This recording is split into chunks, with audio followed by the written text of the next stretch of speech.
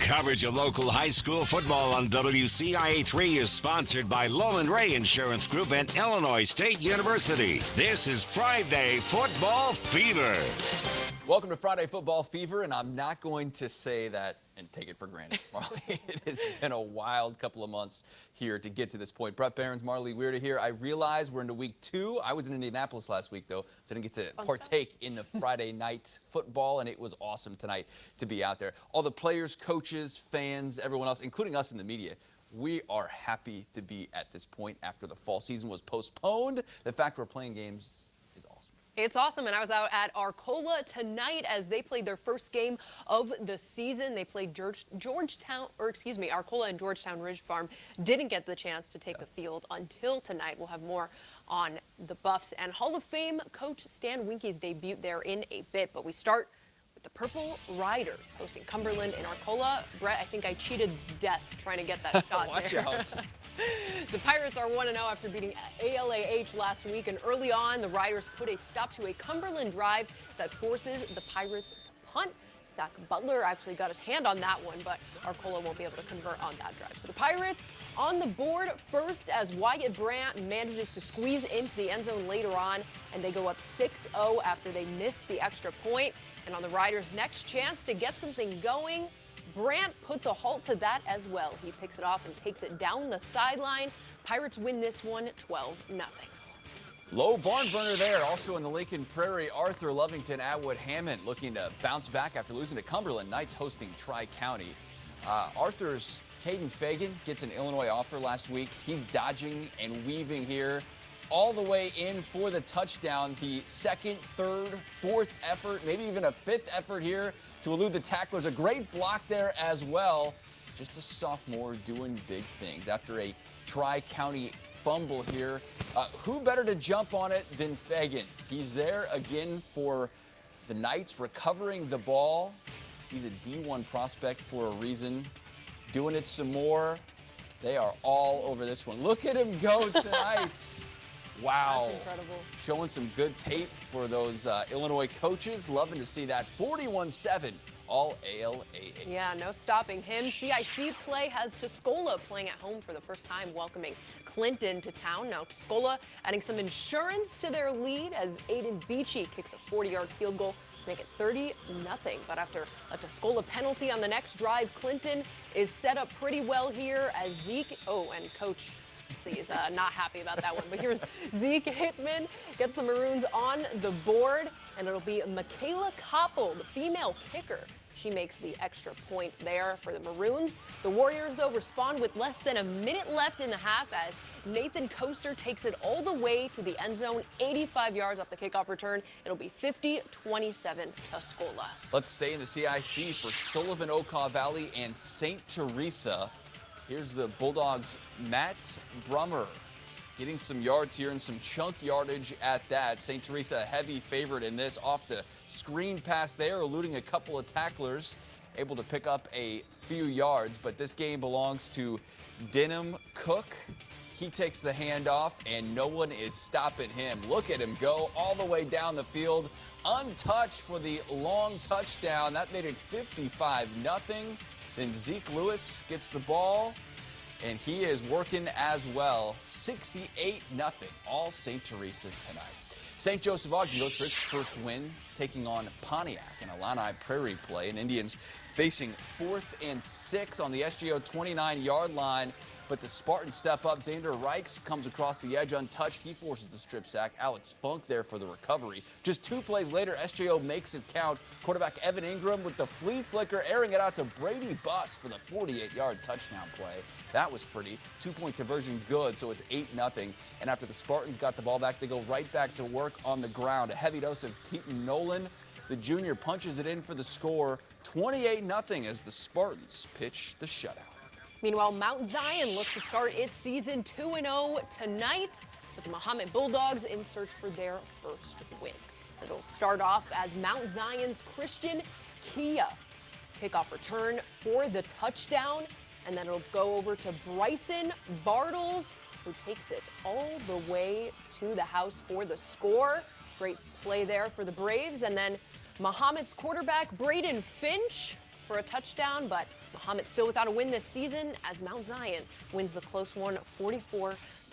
All right, time for our first break. That was fun. We've got even more to come, though. Illinois baseball and softball open up their home schedules. We've got highlights from both of those, plus 5 more high school football games, including the start of a new era at Georgetown-RIDGE Farm. That's next.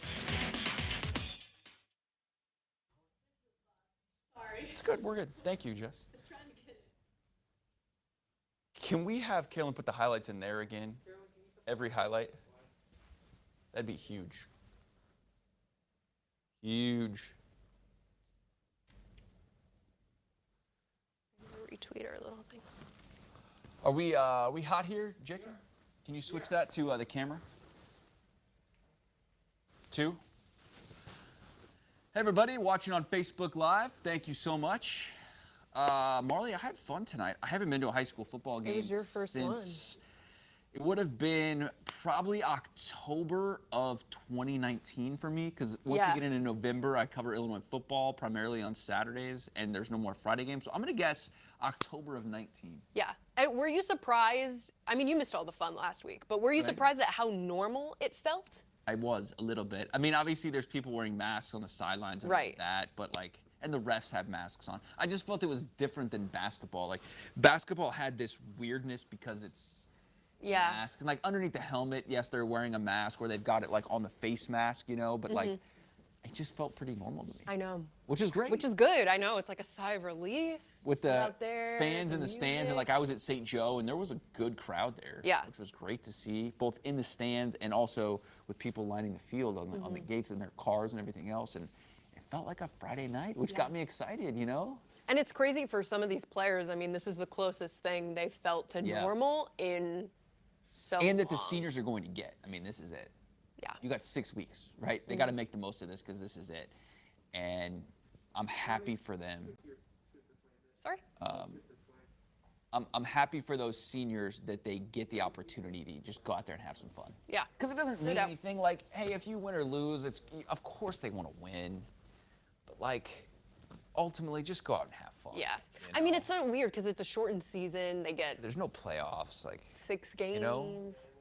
So it's just all about going out and having fun. And I'm so glad that they get to do that. You know, I think that's the best thing about it. We're moving here? We're moving. We're on the move. Sorry, I think I moved this around with my foot. I like. They're just trying to figure out the shot. You start here, and then I read the highlight. Yep.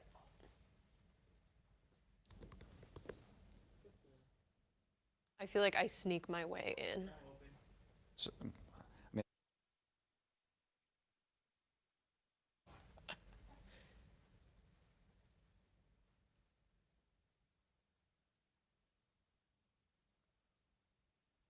For lifelong coaches like Stan Winky, football always seems to come back around. He'll joke with you, Marley, that he's retired several times. He's said it more than a few times in his life, and there's nothing wrong with that.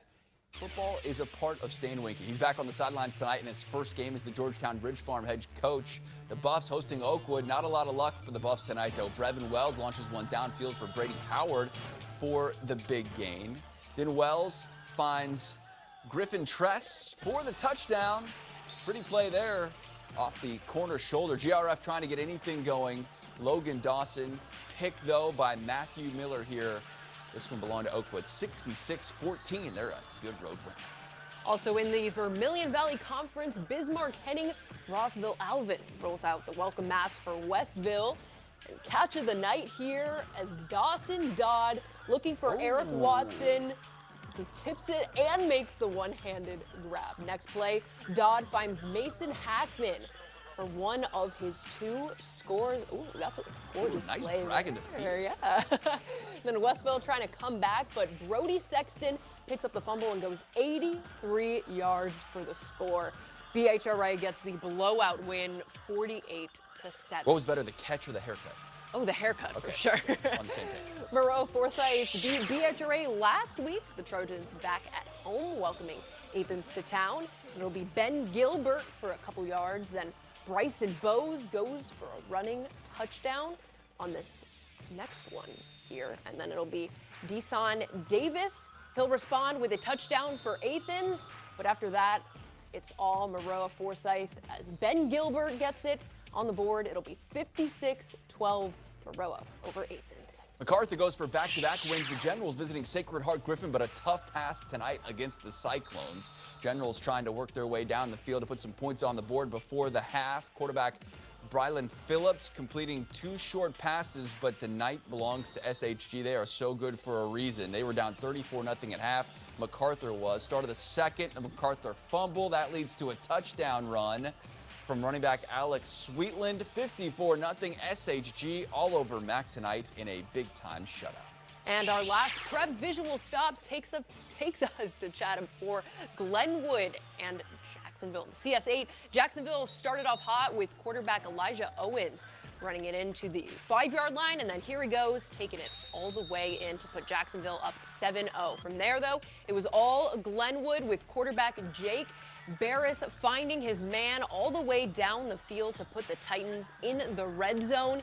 He threw for 3 touchdowns and added 2 more on the ground. Then he hits wide receiver Austin Bush for a touchdown, 286 yards through the air for him. Glenwood defends home field. It'll be 35-14. That's 11 high school football games down. We've got 3 more Illini to come with more awards for Io and Kofi as well, plus a national title on the line for a former WCIA 3 Athlete of the Week. We'll let you know if she could get it done. Stay with us.